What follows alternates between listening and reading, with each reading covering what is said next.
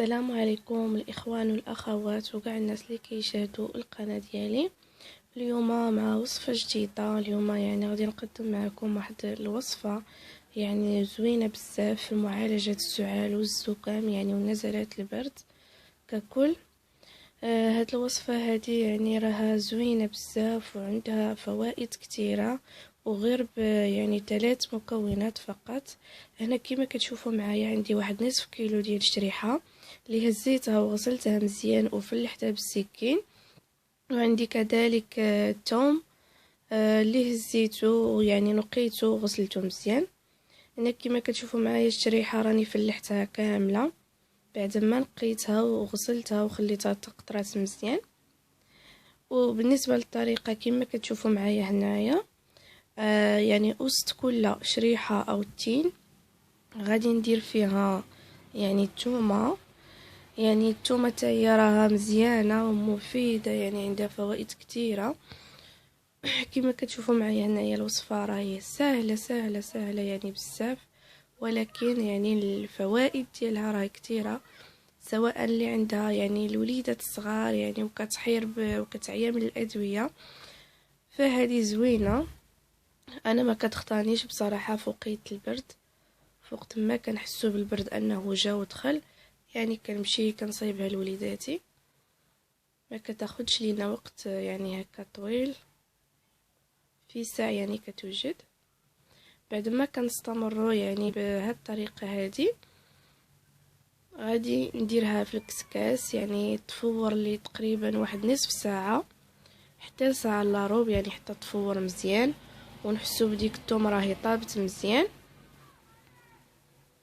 صافي. وغادي نطفيو عليها كما كتشوفوا معايا هنايا، راه الطريقه سهله.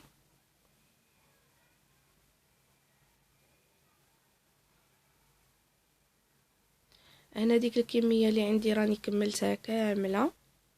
انا خديت كسكاس ودرت الماء راه غلا في ودابا عندي الكسكاس هنايا غادي نحطو فيها وغادي نديها تفور تقريبا نصف ساعه حتى الساعه الا ربع، ومن بعد نتلاقاو.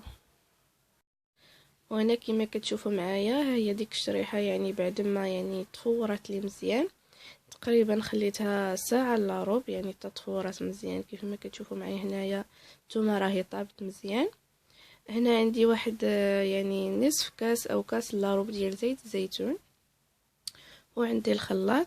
انا مباشره ما كنتسناوش عليها حتى تبرد بزاف، كنطحنوها وهي باقه سخونه. انا غادي نضيف عليها الكاس ديال الزيت، وإلا خاصكم الزيت زيدوا، راكم غتشوفوا معايا القوام اللي خاص نتحصلوا عليه.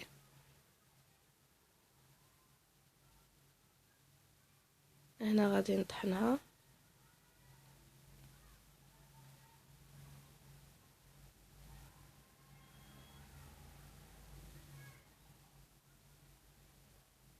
كتشوفوا معايا هنايا. غادي نحاول انني نطحنها. وبالنسبه لطريقه الاحتفاظ راه كديروها في شي قريعه دجاج اولا شي باطه هكا وكتحتفظوا عليها في الثلاجه. وقت ما بغيتو تستعملوها كتخرجوها تقريبا نص ساعه من قبل الكميه اللي غتاكلوا بطبيعه الحال، ماشي الكميه كلها، وتعاودوا تردوها للثلاجه. كما كتشوفوا هذا هو القوام ديالها، كتجي على هذا الشكل هذا. راهي دواء البنات، راه مفيد وصحيه وصحيه وصحيه جدا.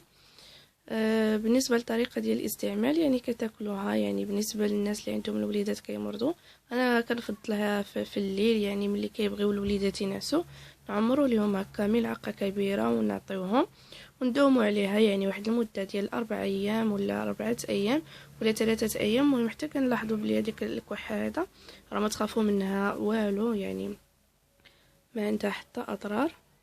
المهم هذا هو الفيديو ديالنا ديال اليوم، هذه هي الوصفه ديال اليوم. غادي نقول لكم بالسلامه عليكم حتى الوصفه الجايه ان شاء الله.